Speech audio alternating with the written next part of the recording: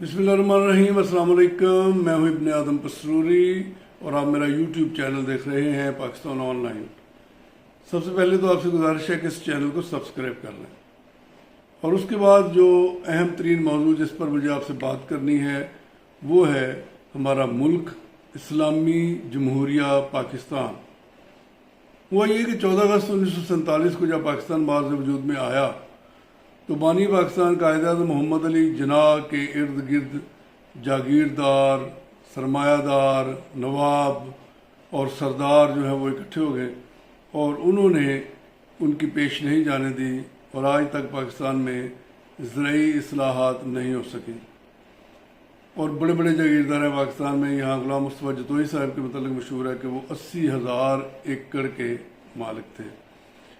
तो जागीरदारों, नवाबों, सरदारों और बाद में फौजी डिक्टेटरों ने इस मुल्क पर ऐसा कब्ज़ा जमाया कि आज तक यहाँ ना इस्लाम आ सका, ना जमहूरियत आ सकी और ना कौमी इत्तेहाद पैदा हो सके।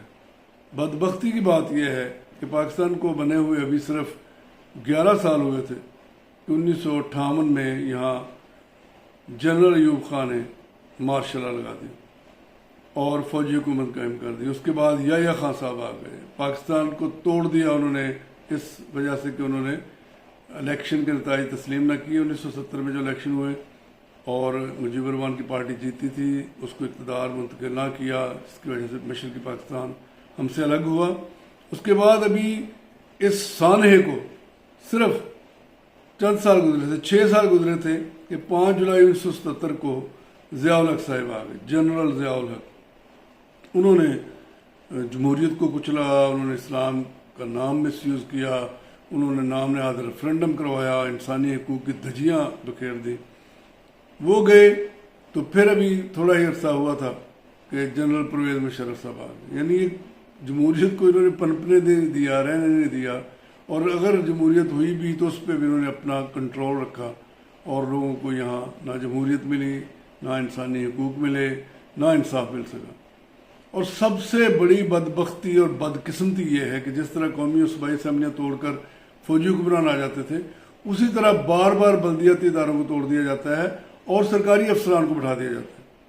अब मुझे आप ये बताएं कि मेरा शहर है और मैं अपने शहर, अपने मोहल्ले, अपनी गली का कोई मसला हल करवाने के लिए अपने किसी अवामी नुमाइंदे के पास नहीं जा सकता, मुझे असिस्टेंट कमिश्नर के पास जाना है और उसे जाके दरख्वास्त लिखनी। वो जो हमारा मुलाजिम है, सिविल सर्वेंट है, अवाम का मुलाजिम है, उसे जाके मैंने दरख्वास्त देनी है।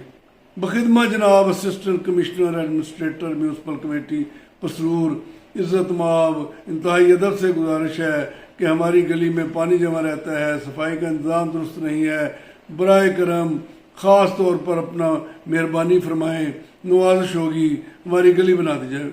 ये इंतहाई बेहुदा नॉनसेंस बात है और ये मजाक उड़ाने वाली बात है पाकिस्तानियों की कि आप लोग इस मुल्क के अवाम को उनके जमहूरी हकूक़ दें, अवाम के फैसले उनके नुमाइंदे करें। सरकारी अफसर कौन होता है इस फैसले का करने वाला? और फिर वो ज़ाहिर करप्शन भी करता है। ये सारे जो सरकारी महकमे हैं, जो सरकारी ग्रांट्स हैं और जो सरकारी अफसरान की निगरानी में होती हैं, उसको आपको पता है उसमें कमीशन चलता है और 5% कमीशन लिया जा रहा होता है जो सरकारी अफसर लेता है, फिर उसके आगे ओवरसीयर, फिर उसके आगे जनाब SDO और अकाउंट्स क्लर्क और इस तरह जी चल के वो 40-45% पैसे जो हैं वो कमीशन में चले जाते हैं और बाकी जो कुछ बनता है वो रेत और कूड़ा और मट्टी। तो मुल्क जो है उसको ब्रेक लगा दी गई है, उसकी तरक्की रोक दी गई है। अवामी नुमाइंदों को, हकीकी अवामी नुमाइंदों को इख्तियारात ना देकर और बल्दियाती इदारों को बार बार मुअत्तल करके उन पर बार बार एडमिनिस्ट्रेटर मुसल्लत करके पाकिस्तान को इंतहाई नुकसान पहुंचाया गया है। पाकिस्तानी अवाम के हकूक़ पर डाका डाला गया है और मुसलसल डाला जा रहा है। गुजारिश यह है कि अवाम अपने तौर पर इस मामले को उठाएं, सोशल मीडिया पर, अपने कौमी इज्तिमात पर, अपनी गैदरिंग में, अपने ग्रुप डिस्कशन में और इस बात को बहुत ज़्यादा उछालें कि आपको आपके हकूक़ क्यों नहीं मिल रहे, बल्दियाती इलेक्शन क्यों नहीं हो रहे और जनरल इलेक्शन भी शफाफ होने चाहिए। तो ये मुतालबा आपकी तरफ से बार बार आना चाहिए। जब आप जागेंगे, अपने हकूक़ के लिए उठेंगे तो फिर आपके मसले भी हल होंगे। اور پاکستان بھی ترقی کرے گا انشاءاللہ. Thank you very much.